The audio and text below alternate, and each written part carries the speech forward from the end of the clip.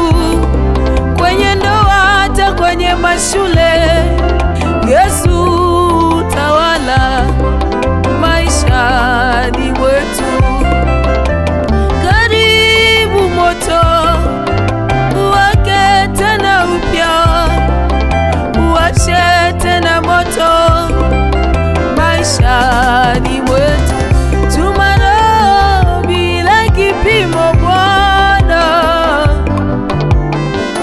tuma Roho bila kipimo Yesu,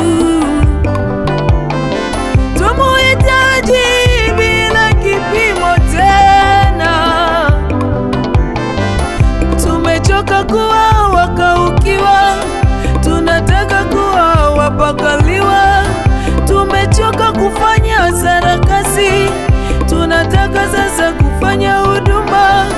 Nimechoshwa na mafuta ya jana, ninataka mafuta mapya. Nimechoka na upako wa jana, ninataka upako mpya.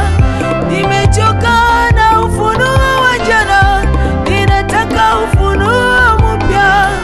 Tuma Roho bila kipimo Yesu, kwenye ndoa zetu divorce zikome Yesu,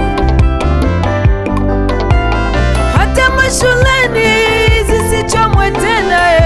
Tuma Bwana kwa vijana wetu, tuma Roho kwa watoto wetu, tuma Bwana kwa wazee pia, tuma Yesu kwa wamama wote, tuma Bwana hata kwa serikali, tuma Bwana vijijini nako, tuma Yesu, tuma Roho bila kipimo.